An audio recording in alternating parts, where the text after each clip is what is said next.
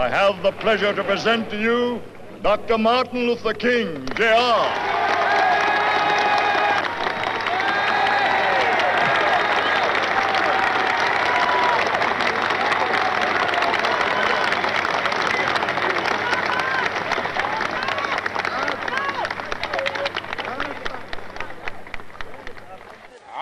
Happy to join with you today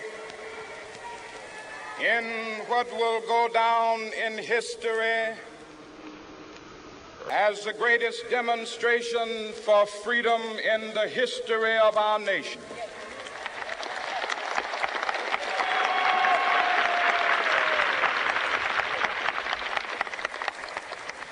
Five score years ago,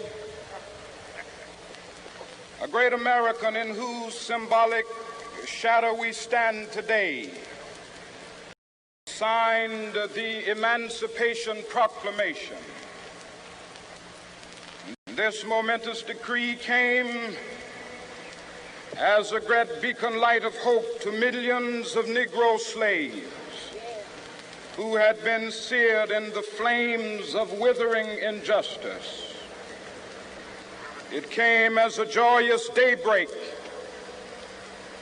to end the long night of their captivity. But 100 years later, the Negro still is not free. 100 years later, the life of the Negro is still sadly crippled by the manacles of segregation and the chains of discrimination. 100 years later, the Negro lives on a lonely island of poverty in the midst of a vast ocean of material prosperity. This nation will rise up and live out the true meaning of its creed. We hold these truths to be self-evident, that all men are created equal.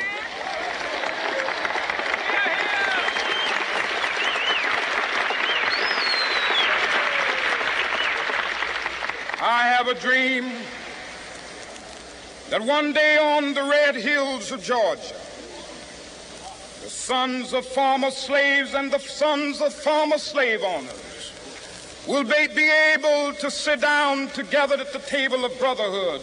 I have a dream that one day, even the state of Mississippi, a state sweltering with the heat of injustice, sweltering with the heat of oppression, will be transformed into an oasis of freedom and justice. I have a dream that my 4 little children will one day live in a nation where they will not be judged by the color of their skin, but by the content of their character. I have a dream today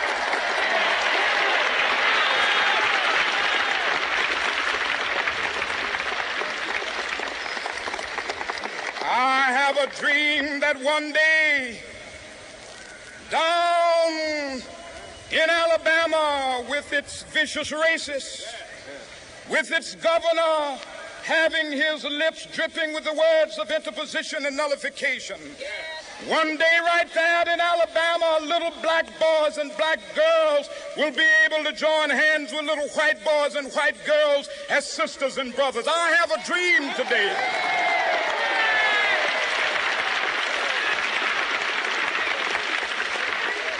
I have a dream that one day every valley shall be exalted, and every hill and mountain shall be made low. The rough places will be made plain, and the crooked places will be made straight. And the glory of the Lord shall be revealed, and all flesh shall see it together.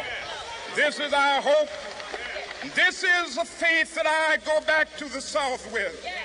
With this faith, we will be able to hew out of the mountain of despair a stone of hope. With this faith, we will be able to transform the jangling discords of our nation into a beautiful symphony of brotherhood. With this faith, We will be able to work together, to pray together, to struggle together, to go to jail together, to stand up for freedom together, knowing that we will be free one day. This will be the day. This will be the day when all of God's children will be able to sing with new meaning, "My country, tears of thee. Sweet land of liberty, of thee I sing. Land where my fathers died, land of the pilgrim's pride. From every mountainside, let freedom ring. And if America is to be a great nation, this must become true. And so let freedom ring. From the prodigious hilltops of New Hampshire, let freedom ring. From the mighty mountains of New York, let freedom ring. From the heightening Alleghenies of Pennsylvania, let freedom ring. From the snow-capped Rockies of Colorado, let freedom ring. From the curvaceous slopes of California. Not only that, let freedom ring from Stone Mountain of Georgia. Let freedom ring from Lookout Mountain of Tennessee. Let freedom ring from every hill and molehill of Mississippi, from every mountainside.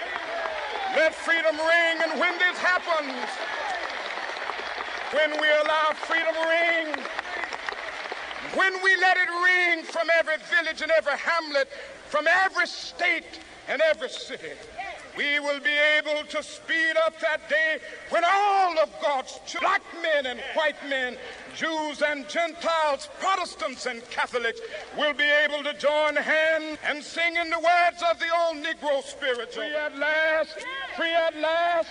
Thank God Almighty, we are free at last.